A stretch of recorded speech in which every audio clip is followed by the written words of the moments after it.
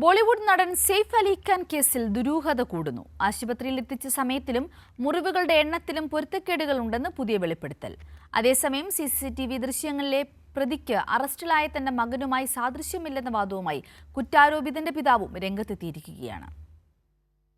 ബോളിവുഡ് നടൻ സെയ്ഫ് അലി ഖാനെ ആക്രമിച്ച സംഭവത്തിൽ പുറത്തുവന്ന മെഡിക്കൽ റിപ്പോർട്ടിൽ നിരവധി പൊരുത്തക്കേടുകൾ. നടനെ ആശുപത്രിയിൽ എത്തിച്ച സമയവും മുറിവുകളുടെ എണ്ണവുമാണ് ആശയക്കുഴപ്പമുണ്ടാക്കിയിരിക്കുന്നത്.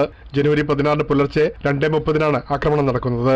എന്നാൽ നടനെ ആശുപത്രിയിൽ എത്തിച്ചത് പുലർച്ചെ 4:10 ആശുപത്രി രേഖകൾ. ബാന്ദ്രയിലെ ഫ്ളാറ്റിൽ നിന്ന് ലീലാവതി ആശുപത്രിയിൽ എത്താൻ വേണ്ട സമയം വെറും 15 മിനിറ്റാണ്. എന്നിട്ടും സംഭവം നടന്ന 1 മണിക്കൂറും 45 മിനിറ്റുകൾക്ക് ശേഷമാണ് ആശുപത്രിയിൽ അഡ്മിറ്റ് ആവുന്നത്. സുഹൃത്തും മാനേജറുമായ അഫ്സൽ സൈഫിയായിരുന്നു കൂടെ ഉണ്ടായിരുന്നതെന്നാണ് പോലീസ് രേഖകളിൽ. എന്നാൽ 8 വയസ്സുള്ള മകൻ തൈമൂറിനോടൊപ്പം രക്തത്തിൽ കുളിച്ച നിലയിലാണ് ആശുപത്രിയിലേക്ക് വന്നതെന്ന് പറഞ്ഞത് ആദ്യ മണിക്കൂറുകളിൽ നടനെ ചികിത്സിച്ച ഡോക്ടറാണ്. ഇത് തന്നെയാണ് നടനെ ആശുപത്രിയിൽ എത്തിച്ച ഓട്ടോ ഡ്രൈവറും മാധ്യമങ്ങളിലടക്കം പറഞ്ഞിരുന്നത്. കുത്തേറ്റ സംഭവം നടന്ന രാത്രിയിൽ നടനെ ആശുപത്രിയിൽ എത്തിച്ച റിപ്പോർട്ടുകൾ സെയ്ഫി നിഷേധിച്ചതോടെയാണ് സംഭവത്തിൽ ദുരൂഹത വർദ്ധിക്കുന്നത്. സെയ്ഫ് അലി ഖാനെ ആശുപത്രിയിൽ അഡ്മിറ്റ് ചെയ്തതിന് ശേഷമാണ് തനിക്ക് ഫോൺ വരുന്നതെന്നാണ് സെയ്ഫി ഇപ്പോൾ പറയുന്നത്. നടന് കുത്തേറ്റ മുറിവുകളുടെ എണ്ണവും ആശുപത്രി രേഖകളുമായി പൊരുത്തപ്പെടുന്നില്ല. 5 മുറിവുകളാണ് മെഡിക്കൽ രേഖകളിൽ. എന്നാൽ 6 മുറിവുകൾ ഉണ്ടായിരുന്നതായാണ് ഡോക്ടർമാർ പറഞ്ഞിരുന്നത്. പ്രതിയെന്ന് സംശയിക്കുന്ന 4 പേരെ ഇതിനു മുമ്പ് കസ്റ്റഡിയിലെടുത്ത് ചോദ്യം ചെയ്തതിനു ശേഷമാണ് ബംഗ്ലാദേശിയായ ഷെരീഫുൾ ഇസ്ലാം ഷെയ്ഫ് മുഹമ്മദ് റോഹില്ല അമീൻ ഫക്കീറിനെ പോലീസ് അറസ്റ്റ് ചെയ്യുന്നത്.